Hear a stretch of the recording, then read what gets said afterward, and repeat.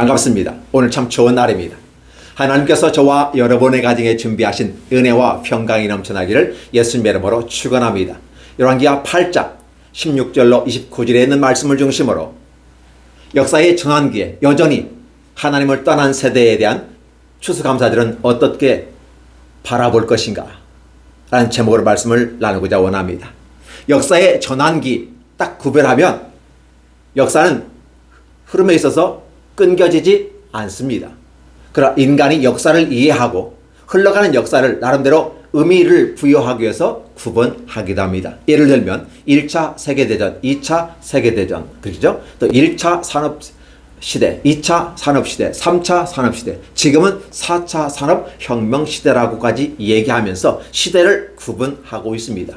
오늘 본문은 바로 북이스라엘 역사가 쭉 이어져 오는 과정 속에서 이제 남유다로 전환되는 과정 속에 있습니다. 그래서 우리가 영화나 드라마에 보면 한편 누구누구는 이런 식으로 해서 그동안 이어져 왔던 사건들이 딱 바뀌어 버리는 것을 볼 수 있습니다. 자, 오늘 남유다 왕의 시대가 열려집니다. 무슨 소리일까요? 북이스라엘의 역사 속에서 하나님은 어떻게 평가하셨다? 그들은 여로보암으로부터 시작해서 북이스라엘이 시작됐는데 그들은 여호와의 신앙을 버리고 바로 여호와의 비슷한 모습으로 금송아지를 섬겼던 모습으로 종교생활을 하였다라고 구별해 볼 수 있습니다. 그리고 더 나아가서 오므리 왕가는 한술 더 떠서 이세벨을 아내로 맞이한 아합 시대에는 철저하게 하나님을 떠나고 극악무도한 행위를 해서 하나님의 진노를 샀고 하나님은 인간이 할 수 없는 일들을 엘리야라는 선지자를 통해서 아합과 맞서게 했다는 사실입니다. 인간의 문화가, 인간의 역사가 악한 행위로 말미암아 사람들을 핍박하고 하나님부터 멀리 떠나는 이 사건을 하나님은 좌시할 수 없어서 엘리야를 통해서 하나님의 살아계심을 보여주는 사건들이 많이 있었습니다. 자, 이런 상황 속에서 결국은 아합도 가고 엘리야도 갔더라는 것입니다. 그리하여 그 다음의 세대가 이어지는 세대가 엘리사 시대였고 엘리사 시대는 하나님의 나라가 어떻게 임하는지 구체적으로 나타납니다.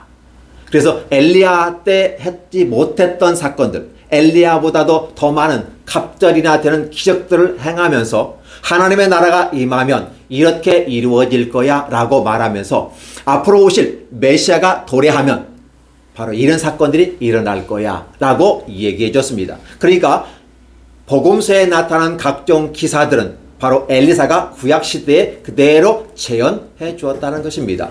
그 사건들을 통해서 앞으로 오실 메시아는 어떻게 이스라엘을 향해서 기적과 능력을 펼쳐가면서 하나님 나라를 우리에게 가르칠까, 우리에게 계시할까를 보여주었습니다. 자, 그렇다면 이제 북이스라엘에 대한 역사가 끝나면 남유다는 어떻게 갈까요?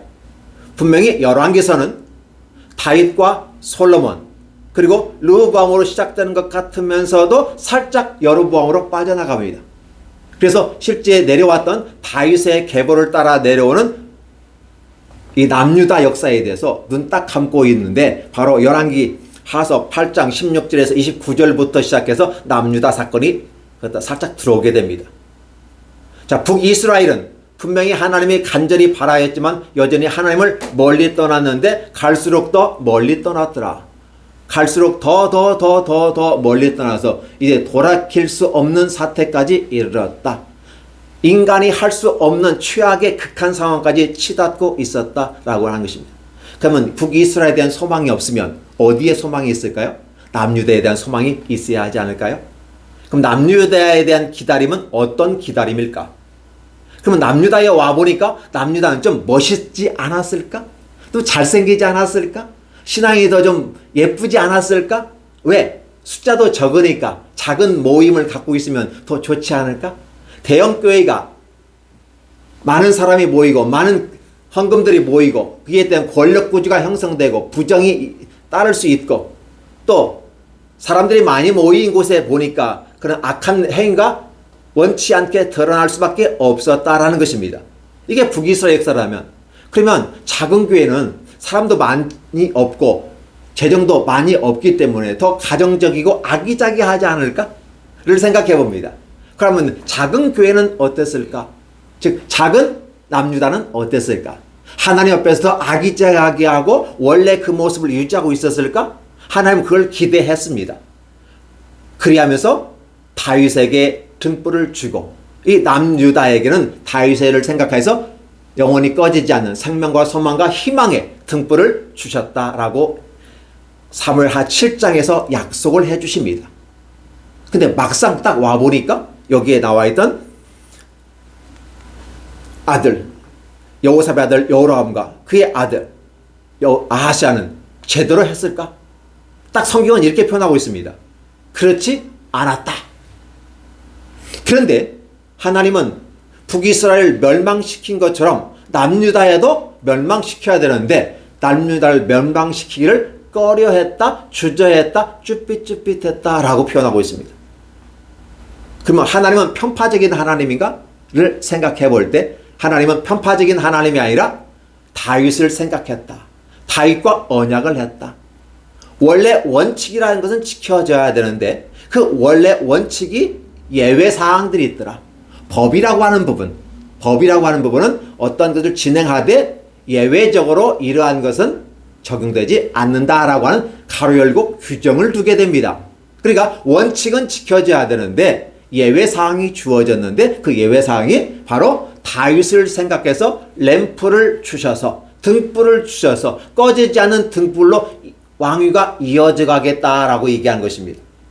다른 말하면 북이스라엘은 19대 왕조가 29명의 왕에 의해서 역성혁명으로 계속해서 바뀌고 있었습니다. 근데 남유다는 다윗 왕과 한 왕조로 끝까지 가면서 역성혁명이 아니고 바로 그 등불을 유지시켜 주었다는 하나님의 메시지를 주게 되는 것이죠. 그러면 저와 여러분은 이 본문이 오늘 추수감사절과 어떤 관련성이 있을까? 어떻게 추수감사절과 매칭을 시켜서 우리는 추수감사절 할까를 생각해 보는 겁니다. 과연 하나님 보실 때 기쁨과 즐거움과 희락의 아름다운 기쁨으로 흡족히 흠양하셨다라는 그것을 남유다를 통해서 받으실 만했을까? 작은 교회라고 해서 가정적이고 아름답고 작은 것은 아름답습니다라는 어떤 글을 보기도 했지만 과연 작은 것이 아름다운 건가? 큰 것은 나쁘고 작은 것은 아름다운가? 그렇지 않더라는 것입니다. 큰 것도 아름다울 수 있고 작은 것도 아름다울 수 있겠으나 그 아름다움이라는 규정을 우리가 정하지 않는다면 작기 때문에 아기자기하고 예쁘고 새끼니까 예쁘다고 생각하지만 그렇지 않다는 것입니다. 하나님께서 원하시는 아름다움은 무엇일까? 하나님께서 기쁘게 흠양하시고 받으실 만한 것은 무엇일까? 를 우리가 이 시간에 생각해 보았으면 좋겠습니다. 하나님께서 원하시는 그 아름다운 것은 하나님이 원하시는 방식을 따라가기를 원합니다. 자, 우리가 한번 시간 여행을 저는 잘 가기를 원합니다. 여행을 좋아합니다. 특히 시간 여행은 더 좋습니다. 내가 살아보지 않는 세계로 들어가기 때문에 그렇습니다. 우리는 저 창세기로 쭉 해서 타임머신 타고 가면 만나는 사람이 있습니다. 가인과 아벨을 만나게 될 것입니다. 가인과 아벨은 어떠한 사람이에요? 아담의 아들로서 에덴 동산에 쫓겨난 다음에 하와와 더불어서 만든 두 형제, 그죠? 자녀를 두었습니다. 에덴 동산에서 죄를 지은 아담이 자기가 부끄러워서 수치를 가리려고 나무 잎사귀로 가렸지만 해가 뜸에 다시 벗어져서 부끄러움이 드러났어요. 죄를 지키기 전에는 부끄러움을 몰랐던 아담이 부끄러움을 알기 시작했다는 것입니다. 그래요. 그걸 가리려고 무한한 인간의 노력과 수력으로 해봤지만 여전히 가릴 수가 없다는 거죠. 그래서 하나님께서 양을 잡아서 피를 통해서 하나님께 드리고 가죽옷을 지어 입혔다라는 그 말은 바로 하나님께 제사를 드려서 그 양의 피로 말미암아 아담의 죄를 씻고 그 산출물로 말미암아 가죽옷을 지어 입혀서 최초의 의복을 입었던 사람이 누구다? 아담이었다. 그리고 가죽옷을 걸쳤던 분이 아담이었다라고 얘기하는 거죠. 단순히 우리가 역사를 보면서 이렇게 기록을 하고 있지만 이건 기록, 역사 외에 또 다른 우리에게 주는 바가 무엇일까요? 하나님이 우리에게 주시는 건 뭘까? 하나님을 섬기는 법을 좀 알았으면 좋겠다라고 해서 하나님께 제사 드리는 방법 알려줄게 하고 하나님이 아담에게 알려줬습니다. 첫째, 네가 죄를 지어 수치심을 가지고 스스로 숨어있는 이 상태에서 자유롭게 나올 수 있는 길은 무엇일까? 나무 밑에 숨어가지고 벌벌 떨고 있는 그 상태에서 해방을 주고 당당하게 걸어가게 하는 방법은 죄를 덮는 방법인데, 그 수치를 덮는 방법이다. 근데 나무 잎사귀로 안 돼. 인간에 맞는 걸로 안 돼. 하나님이 주신 가죽옷으로 되어지는 거야 라고 말하면서 결국은 가죽옷을 입고 비로소 활보하게 되더라는 것이죠. 이 부분을 통해서 보면 하나님께 제사하는 방법은 첫째, 피가 있어야 된다. 하나님께 나오는 사람들은 그냥 나오는 것이 아니라 피의 제사가 있어야 된다. 그래서 가인의 제사는 받지 아니하고 아벨의 제사는 받았어요. 아벨은 양을 치는 자니까 당연히 양을 통해서 제사 드릴 수밖에 없겠죠. 가인은 농사 짓는 사람이기 때문에 당연히 농산품을 통해서 제사 드렸을 것입니다. 그런데 문제는 뭐냐면 하나님이 제사 드리는 방식은 피의 제사였기 때문에 피의 제사를 드리기 위해서는 어떻게 해야 했을까요? 형제간에 서로 물물 교환해야 하지 않을까요? 형은 곡식을 농사를 지었기 때문에 동생에게 주고 양을 사서 와서 제사를 드린다면 얼마나 좋을까요?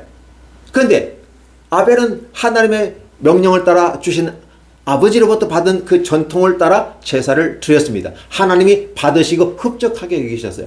근데 가인은 그렇게 생각하지 않았어요. 어떻게 생각했을까요? 이렇게 생각했습니다. 아니 왜 굳이 그 피를 통해서 내가 갖고 있지 않는 이것을 가지고 제사 드리라고 하지? 나는 내 방식, 내 스타일로, 나는 나의 개성을 따라 제사 드릴 거야 라고 하면서 제사를 드렸습니다. 근데 하나님께서 원하시는 것은 피의 제사였기 때문에 가인의 제사를 받지 않으셨다라고 합니다. 그 때문에 그것 때문에 분통이 터지잖아요. 가인이 어떻게 생각했을까요? 하나밖에 없는 죄가 없으면 내 제사를 받으시지 않을까? 마치 자식이 노부에게 이렇게 얘기하죠. 내가 잘했든 못했든 내가 해주는 데 받아 먹어야 하지 않아? 이런 느낌을 가지고서 동생을 죽여버립니다. 그럼 하나님은 나밖에 없기 때문에 내 제사를 받지 않을까? 라고 생각했지만 하나님은 여전히 거절하더라는 것입니다. 그리고 오히려 하나님이 이렇게 말합니다.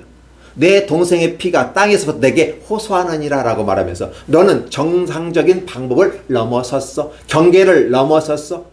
생명은 내가 준 것인데 네가 그 생명을, 특히 형제를 죽였어. 형제가 잘못해서 죽이는 것은 그나마 이해가 되지만 형제가 잘못한 것이 아닌데 너는 악한 마음을 가지고 동생을 죽였어 라고 하면서 가인에게 저주를 내리게 되는 것이죠. 그러면 가인은 바로 어떠한 태도였기 때문에 그랬을까? 바로 하나님이 주신 방법을 따라 가지 아니하고 인간의 욕망과 그 방법을 따라 가더라는 것이죠. 그래서 여러분들은 역사에서 카인의 후예, 그러면 어떤 존재일까요?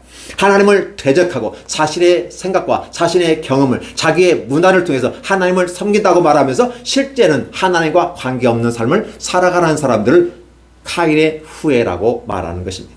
카인의 후예는 하나님과 관련이 없습니다.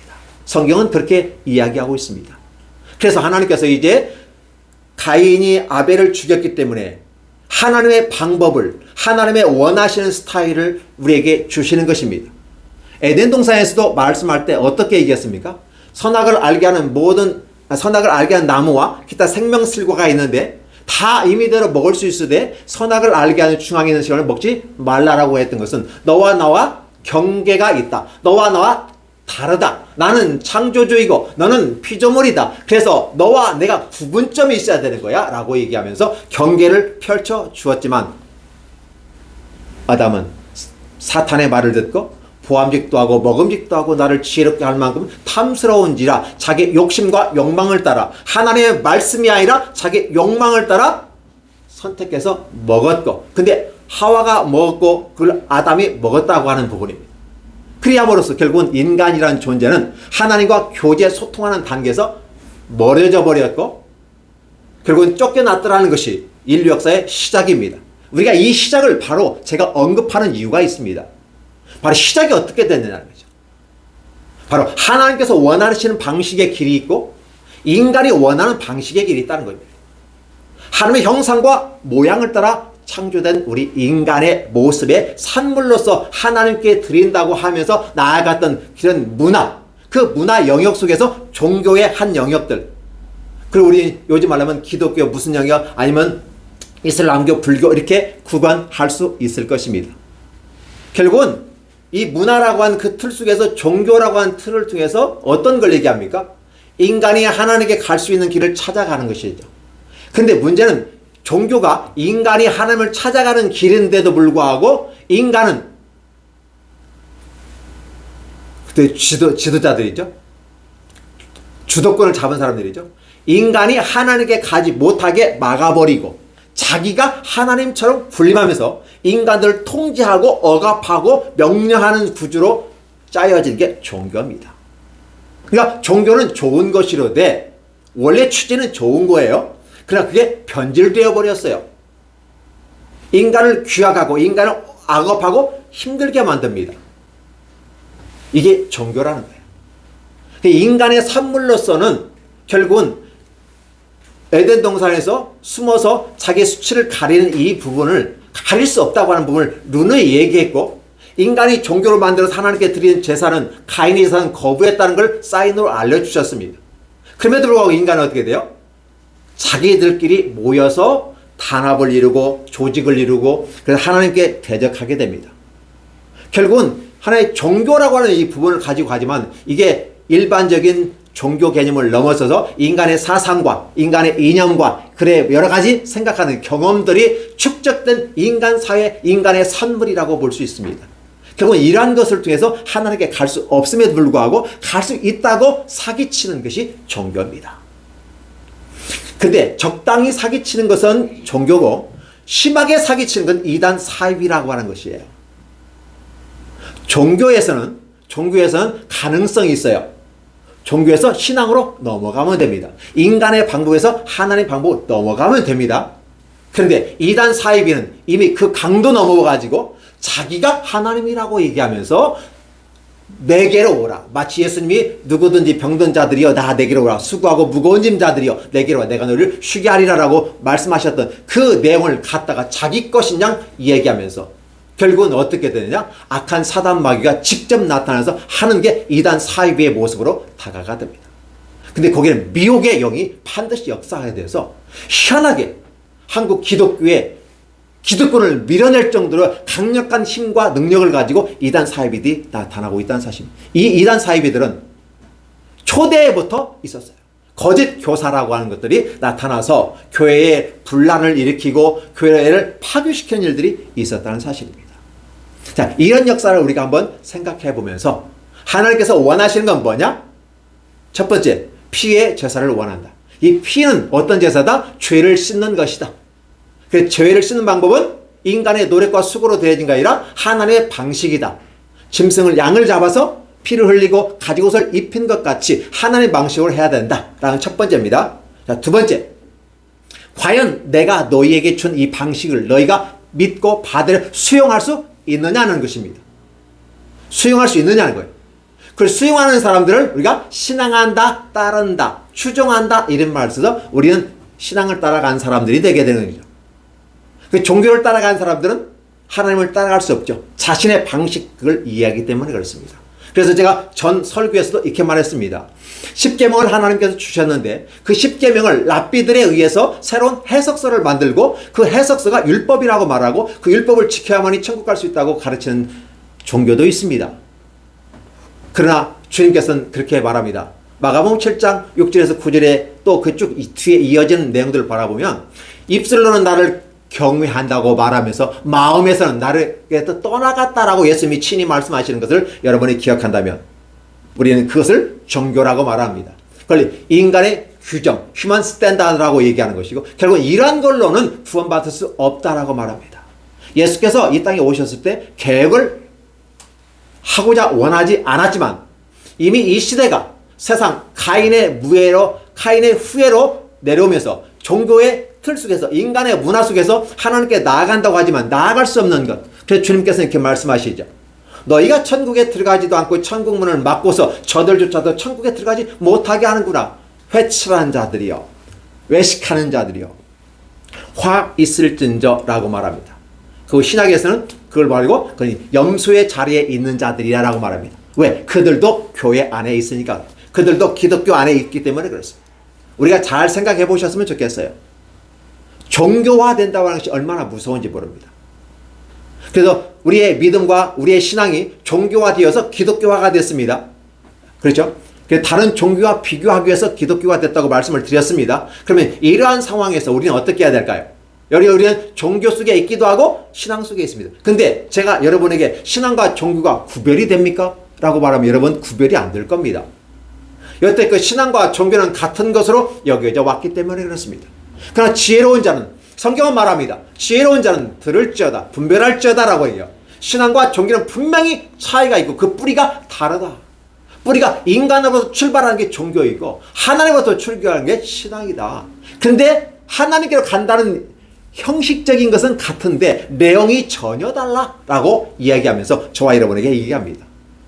그게 결국은 뭐냐면 여기에는 여호람과 아하스야는 자기가 원치 아니하는 아버지 여호사밧이 정략 결혼을 맺어가지고 자기가 그가 무도하는 아합의 딸 아달랴는 누구예요? 아합 왕을 더 악하게 만들었던 이세벨의 딸인데 그 어머니의 그 딸이라. 이 아달랴를 맞아 여호람은 어떻게 돼요? 원튼 원치 않던 간에 결혼했기 때문에 부부관계도 있고 북이스라엘은 어떻게 돼요? 장인의 나라가 되기 때문에 동맹을 맺을 수밖에 없고 인사드리고 교류할 수밖에 없다는 사실입니다. 물론 그렇게 해서 평화를 유지한 것은 사실이지만 그 후폭풍이 더 큽니다. 겉으로 봐서는 정략 결혼을 하여 평화가 유지됐다고 말할 수도 있을 것입니다. 그런데 그 후폭풍은 하나님이 싫어하셨다. 그런데 여기서 한 가지 저와 여러분이 딱 짚고 넘어갈 게 있어요. 아니 여호람은 자기가 원치 않았잖아요. 정략 결혼을 했잖아요. 그래서 이세벨의 딸 아달랴를 받아들여서 결국은 자기도 그 길로 끌려갈 수밖에 없었다는 사실을. 그러면 여호람의 입장에서는 나는 이미 종교 생활을 하고 있고 그 틀에서 내가 벗어날 수 없는데 나보고 어쩌라고. 어쩌라고. 내 잘못이 아닌데 아버지가 이렇게 하는 건데 그 여자를 내가 버려버리고 다른 여자 받을 수도 없잖아요. 그 어차피 부부관계가 맺어있고 그 장인의 나라니까 가깝게 친하게 지내는 건 좋지 않을까요? 라고 여러분 항변한다면 그럴 수 있지 라고 여러분 동의해 주실 겁니까? 맞습니다. 여기까지는 우리가 동의할 수 있습니다. 그런데 여호람과 아하스야는 뭐냐면 그들의 결론은 뭐냐면 아합의 길로 갔더라. 이유는 뭐냐? 이세벨의 딸 아달랴를 맞이했기 때문이다. 그걸 저는 종교로 해석을 하게 되는 것입니다.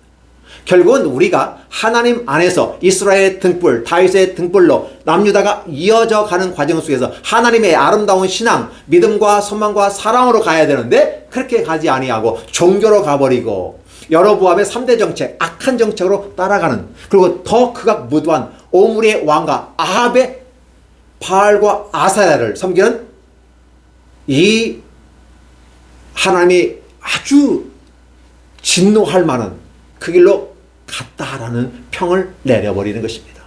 이것이 아픔입니다. 이것이 괴로움입니다. 하나님 보실 때 그렇습니다.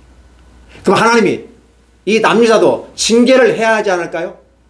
매를 때려서라도 하겠다. 인생 막대기와 채찍으로 하겠다고 하지 않았나요? 인생 막대기와 채찍으로 하기 때문에 북이스라엘을 하셨습니다. 그렇죠? 그런데 남유다에게는 안 한다는 것이죠.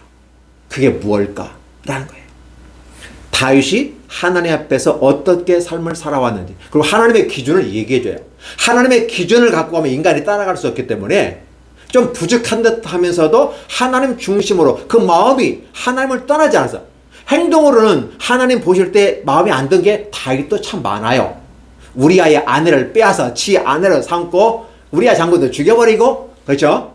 나쁜 짓도 많이 했어요. 하지 말라는 것도 인구조사 하지 말라고 했는데 인구조사도 하고, 하나님 보실 때 다윗도 아주 불쾌함을 주었던 사람인데, 중요한 것은 다윗은 자기가 잘못을 그대로 시인하고 하나님 죄송합니다라고 고백하고 내 눈물을 주의 병에 담으셔서 나를 용서해달라고 그렇게 하나님께 매달리는 그 모습을 보면서, 한 행위는 세상의 종교적인 행위와 기타 여러 다른 사람의 문화처럼 똑같이 했지만, 그러나 하나님은 다윗이 하나님을 향한 그 열망하는, 하나님에 대한 그 컴패션이죠, 열정이 있기 때문에 하나님을 다윗으로 기준 삼았어요. 인간들 중에서 하나님과 인간은 같을 수가 없기 때문에 기준을 하나님 기준에 맞추지 않았어요. 인간의 기준을 맡았는데 그게 다윗의 기준이었죠. 그래서 항상 역사를 평가하면 다윗과 같았더라, 다윗과 같지 않았더라, 다윗보다 더 악했고 더 악한 길로 갔더라. 이렇게 표현을 쓰겠죠. 기준은 다윗입니다. 그렇지만 하나님은 등불을 주었고 이 남유다를 통해서 하나님은 새로운 길을 가기를 원했어요. 비록 여호람과 아하스가 잘못된 길을 걸었음에도 불구하고 이것을 주는 건 뭘까? 사랑이었다라고 하는 것입니다. 하나님은 최종적인 부분은 사랑이었다. 다윗에게서 하나님에 대한 그 사랑은 아주 탁월했습니다. 여인에 대한 사랑, 다윗도 여인들을 좋아했어요. 그러니까 여러 아내들을 두었거든요. 그럼에도 불구하고 그 여러 여인들 가운데서 얻어지는 기쁨보다도 하나님께 얻어지는 기쁨이 커다란 거예요. 사람이 살다 보면 아무리 좋은 멋있고 잘생긴 남자라도, 아무리 예쁘고 멋있고 연예인 같은 모습의 몸매를 가진 여자라도 살다 보면 인간의 악한 모습이 드러나기 때문에 짜증날 때가 있어요.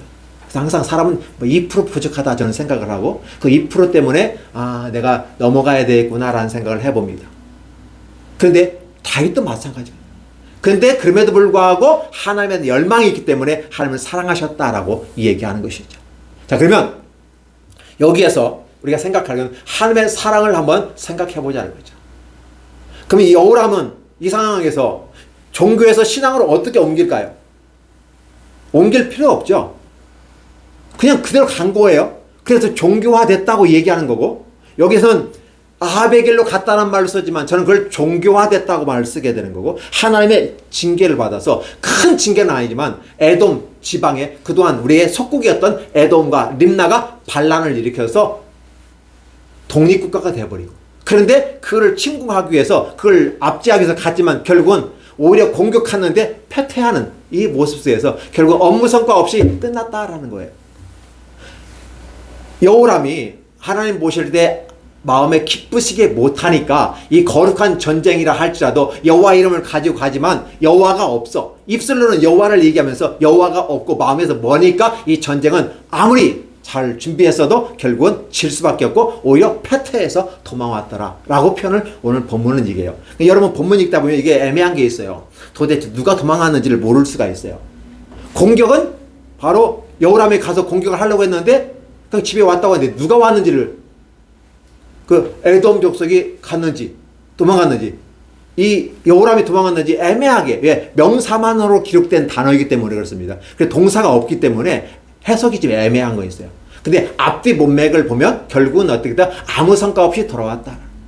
결국은 우리에게 주시는 건 뭐냐면 우리가 종교 생활하고 인간의 규칙과 규범과 이런 것에 얽매여 있어서 있다면 결과가 없다. 다른 말하면 우리가 이 땅을 삶을 살아가면서 행하였던 모든 것들을 바라보면서 되게 감사 조건들을 말씀드리라고 했잖아요. 그렇죠? 첫째, 둘째, 셋째 한번 얘기해 보세요. 그랬을 때 이 감사의 조건들이 어떠한 감사 조건이었냐. 내 삶을 살아가는 그 과정 속에서 감사의 조건, 1차적인 감사 조건이었는지, 아니면 한 단계 더 올라가서 하나님 보실 때 하나님과 나와의 관계 속에서 감사 조건을 찾는 건지, 여러분 한번 이야기해 보셨으면 좋겠습니다. 자기 자신과 이 얘기하는 거예요. 제 설교는 이중성을 가지고 갑니다. 하나는 기본적으로 역사를 깔고 가면서 역사 속에서 하나님이 보이는 영적인 세계를 언급합니다. 그래서 어떤 목사님도 제 설교를 이해할 수 없다고 얘기하더라고요. 이해할 수 없는 게 아니라 두 톤으로 가는 겁니다. 이 역사를 이야기하면서 다른 것을 이야기하고 있어요. 하나님의 관점으로 얘기해요. 그래서 성경을 성경으로 풀어보려고 하는 것입니다. 그렇게 여러분 이해하시면 좋을 것 같습니다. 그럼 오늘 추수감사절을 맞이해서 하나님이 우리가 원하는 건 무엇일까? 바로 이 여호람이 종교에서 신앙을 떠나가는 삶의 모습은 어떤 모습이었을까를 생각해 보면 바로 아브라함이 갈대아 우르를 떠나서 하란을 걸쳐서 약속의 땅으로 가는 것은 어떨까? 그 떠나가는 그 길은 너무 힘든 길이었어요. 그 길에서 아브라함은 아버지 데라를 잃어버렸어요. 그리고 약속의 땅을 그냥 끄집어시 갔어요. 그들이 강을 건너서 물 건너서 바다 건너서 가서 그래서 그들이 강을 건넜다 해서 히브리 사람들이란 말 별명을 얻게 되는 것입니다.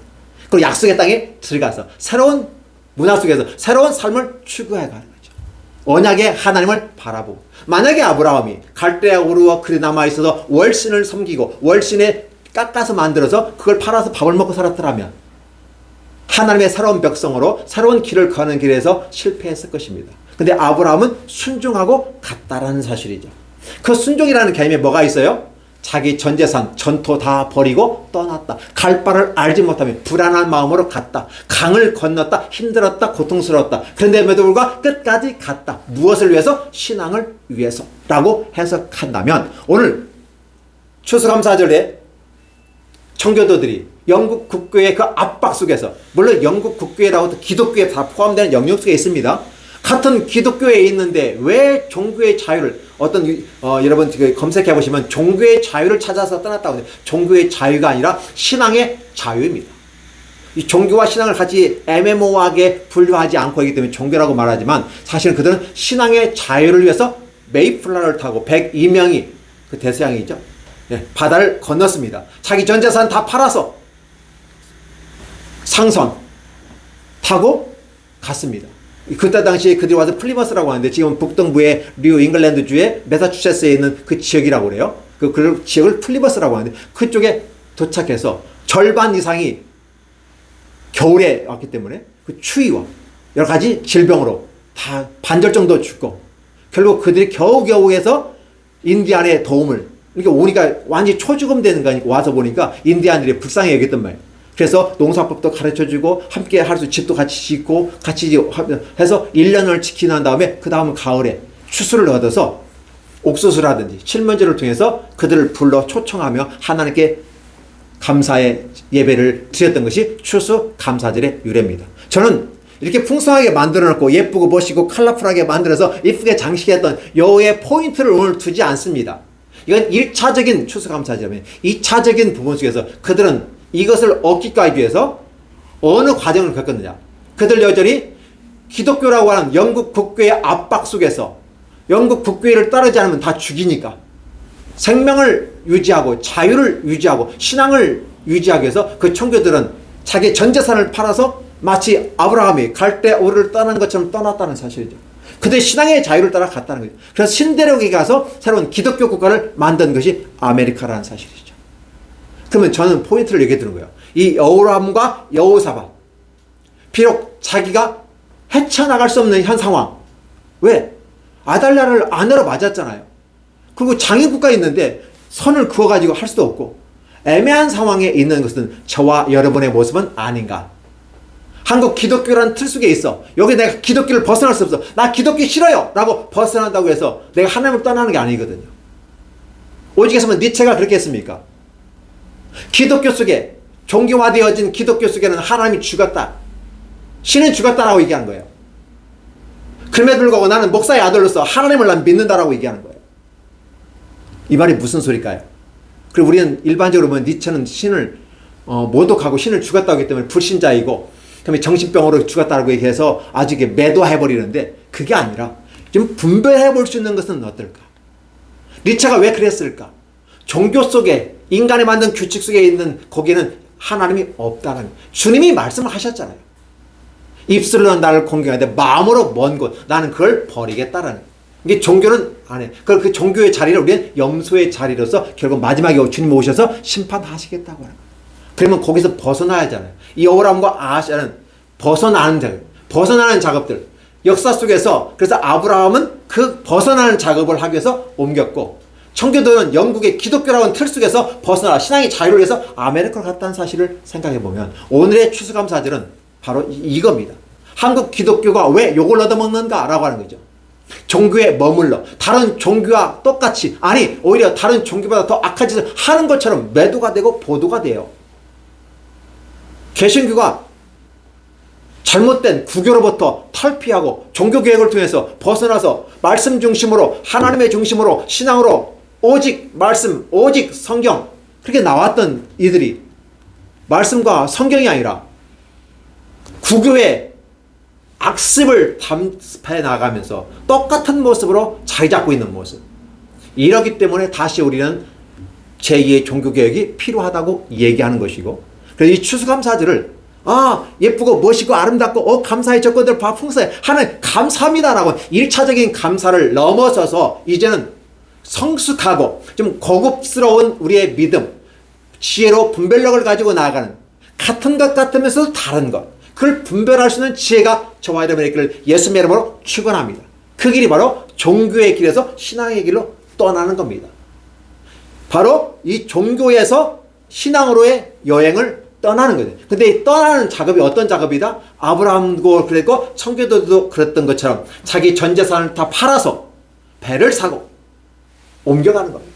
그러면 그동안에 기도에 가지고 있는 모든 기득권들을 내려놓아야 되는데 기득권을 내려놓지 않는 모습. 왜? 너무 좋거든요. 하나님 나라보다 더 좋은 것 같이 느껴지기 때문에.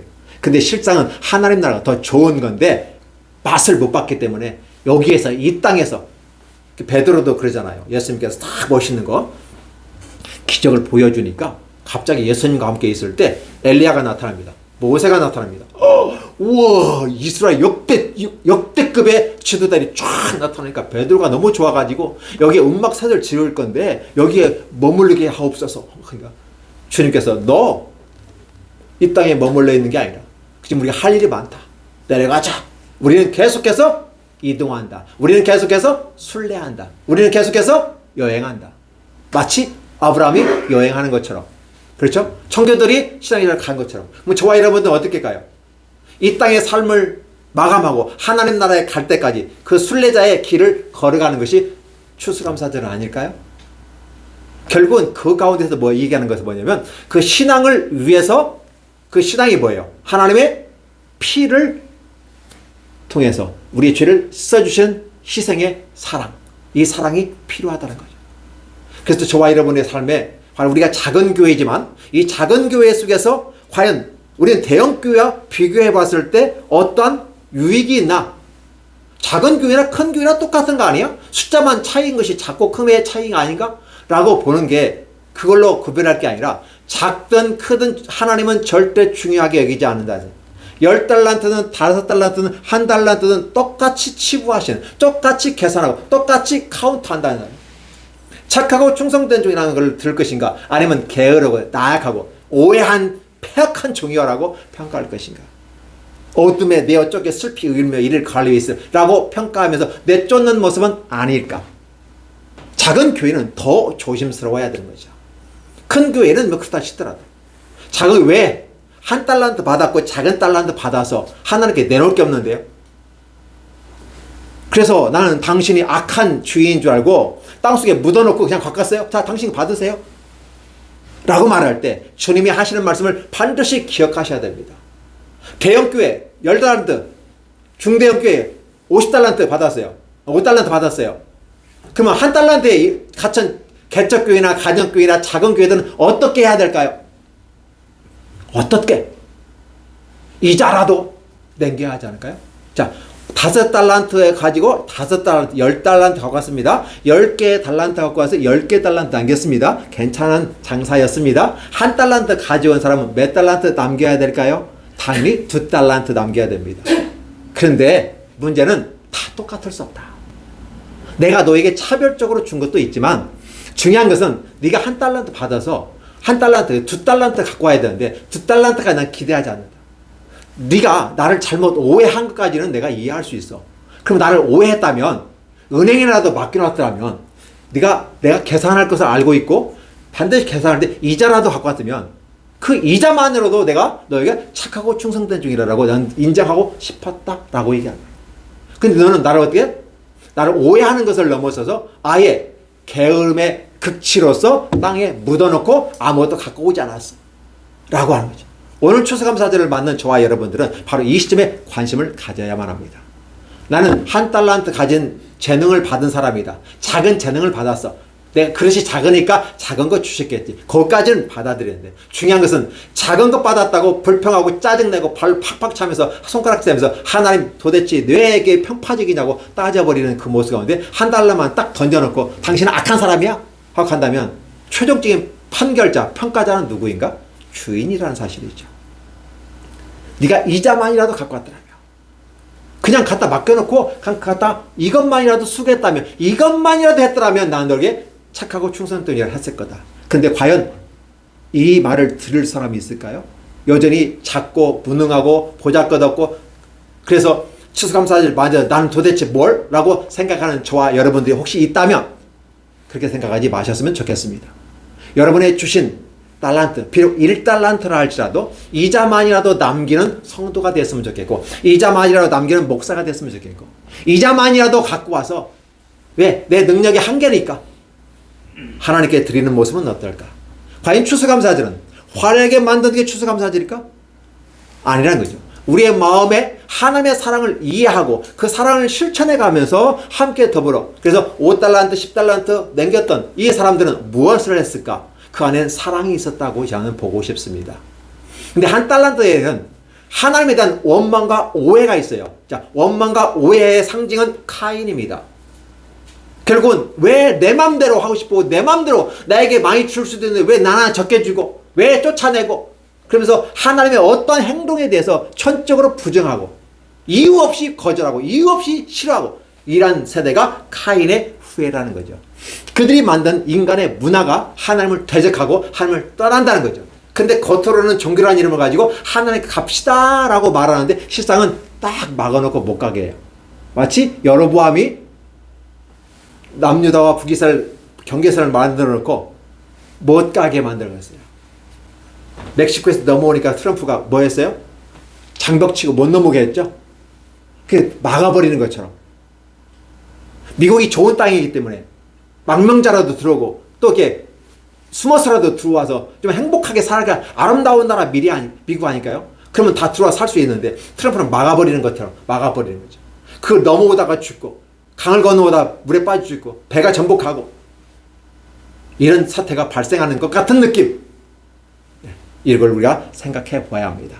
추수감사절은 진정 감사한 일이죠. 왜? 내가 육신을 갖고 있는 이 땅에 내가 먹고 마시고 건강하게 어떤 모든 것들은 행복한 겁니다. 그런데 이거는 1차적인 추수감사절을 넘어서서 한 번 더 우리는 과연 주님의 말씀에 피의 제사를 드리는 주님의 방법대로 순종했는가? 근데 거기는 바로 사랑이 전제된다.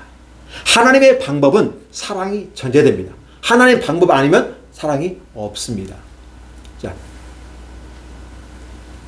시간이 돼서 마무리해야 되겠지만 한 가지만 말씀드리겠습니다. righteousness라고 의로움이라는 게 있어요. 저도 이건 할 수 있어요. 옳고 그름을 구별할 수 있고, 잘한 건 칭찬하고 못한 건 벌을 줄 수 있고 책망할 수 있습니다. 저 이거까지 잘해요. 여러분도 아마 잘할 줄로 압니다. 근데 제가 못하는 게 있어요. 나한테 좀 잘못하고 나한테 약하게 나를 좀 기분 나쁘게 하면 그만 화가 나요. 근데 그걸 mercy라고 해요. 자비라고 해요. 사랑이라고 해요. 근데 제가 기독교인이 되고 목사임에도 불구하고 옳고 그러면 잘 구별해. 분별력이 있어서 더 잘해. 또 공부도 해가지고 되게 합리적이고 효과적이고, 그죠? 논리적으로 따지고 들어요. 그런데 뭘 못하냐면 mercy를 못해. 자비, 사랑을 못해. 하나님의 사랑을 얘기하면서도 여전히 제가 종교에 머물러 있더라는 거죠. 이 종교에 머물러 있는 내 자신을 탈피하려고 무단히 노력하는데도 이게 쉽지 않은 거예요. 여호와와 우리가 손가락질할 수가 없어요. 이 모습을 보면서 우리의 교훈을 얻어서 나도 여기서부터 탈피해야 되겠구나. 그래서 제 올해 과제 내년 23년도의 과제가 뭐냐면 종교에서 신앙으로 가는 목사, 그리고 righteousness, 의로움에 머물러 있어서 남을 평가하고 판단하는데 그거에 머물러서 얘는 자비로 갈 수 있는 모습. 좀 나한테 욕하고 너 나이 잘못했고 그래도 사랑으로 좀 덮어줄 수 있는 이런 모습. 아, 이게 힘들더라고요. 왜? 제가 아직 그 사람이 안 됐기 때문에. 우리 하나님이 원하시는 것은 바로 그 단계까지 가는 걸 원하는 건데 요 단계까지 못 가요. 주님은 그거 같잖아요. 주님은 옳고 그러면 분명히 아셨어요. 이 세상 심판하실 수 있어요. 그런데 그 사랑 때문에 십자가에 못 박혀 죽으시는 그 모습을 자비까지 갔어요. 주님이 가셨어. 그리고 나를 따라오라고 해요. 사도 바울은 따라갔어요. 내가 주님을 본받는 것처럼 너도 나를 따라오라. 그런데 저는 사도 바울도커녕 주님을 따라갈 수가 없는 거예요. 여전히 종교에 머물러 있고 남을 정죄하고 남을 평가하고 자기 생각에 옳지 않으면, 자기 생각에 어울리지 않으면, 내 경험과 내 능력에 안 맞으면 난도질해버려가지고 아니야 던져버리고. 근데 설령 맞지 않더라도 그 사람의 단계, 그 사람의 위치, 그 사람의 환경이 그러려니 하고 받아줄 수 있는 모습은 어떨까? 이게 제가 약해요. 이걸 좀 제가 극복해 보려고 노력을 볼 겁니다. 2023년도 한번 기대해 주시고 저를 위해서 기도해 주실 때 이 부분도 같이 기대해 주셨으면 좋겠어요. 예를 들면 앞에서 오는 일방통행을 난 가고 있는데 저기 들어오는 놈을 통해서 너 왜 그렇게 했어? 막 손가락질하고 그거 왜 그래 왜? 그냥 확 받아버릴까 보다. 막 의로움에 나는 잘했고 넌 잘못했어.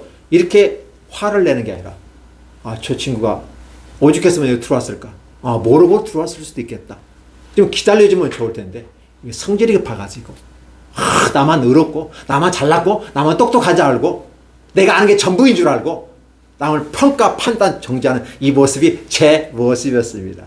그래서 추수감사절을 맞이하면서 제가 회개하는 추수감사절을 저는 맞기를 원하고 옥하는 목사님이 말한 대로 한 영혼에 대해서 울 수 있고 한 영혼을 사랑할 수 있는 마음이 내 안에 없었구나라는 것을 저는 회개해 봅니다.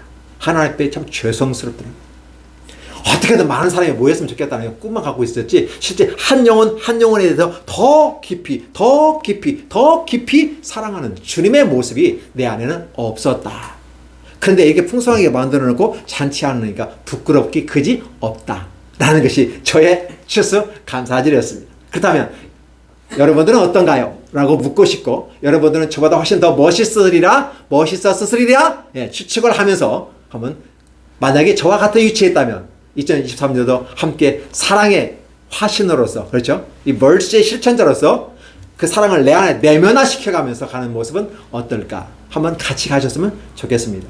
교회 크고 작음의 문제가 아니라 내 안에 사랑이 없었고 하나님을 인정함이 없었고 하나님의 방식을 내가 받아들이지 못했구나. 수용성이 없는 사람이었구나라는 생각을 해보면서 수용성이 있고 사랑을 실천해가는 모습 의로움에 머무르는 게 아니라 자비까지 내려갈 수 있는 이러한 모습은 어떨까? 그렇다면 23년도의 추수감사절은 참 멋있는 추수감사절이 되리라 여겨집니다. 저와 여러분이 다 모두 그 복에 있기를 예수님 이름으로 축원합니다. 기도하겠습니다. 하나님 감사합니다. 고맙습니다. 늘 함께 하셔서 우리에게 은혜 주셔서 감사합니다. 성경 말씀이 있어서 너무 고맙습니다. 성경 말씀을 읽어도 때로는 그게 무슨 말인지 이해되지 않을 때도 있지만 그러나 말씀을 이렇게 꿰어서 함께 연결시켜보면 하나님의 뜻이 다 묻어나고 있고 내가 얼마만큼 잘못해 있고 내가 얼마만큼 하나님부터 떨어져 있고 근데 내 스스로 나는 잘한다고 생각했고 나는 참 멋있다고 생각했는데 하나님과 너무 멀리 떨어져 있는 나의 모습은 아닌가. 그리고 그로부터 벗어나려는 무단한 노력들 청교도들이 신앙을 따라 메이플을 타고 자기 모든 걸 포기하고 떠났던 그 모습들 그게 추수감사절이 난다면 또 아브라함이 갈대우를 떠나서 모든 거 다 버리고 떠났던 이 모습을 생각해 보다면 오늘 우리에게 주는 또 다른 메시지는 아닐까 함께 생각하는 시간 되었으면 좋겠습니다. 하나님 감사합니다. 주님 앞에서 사랑의 사도가 되었던 사도 요한이 말씀해 주셨던 이 말씀의 근거에서 우리가 사도 요한처럼 사랑의 사도들이 되게 도와 주시옵소서. 예수님의 이름으로 기도하옵나이다. 아멘.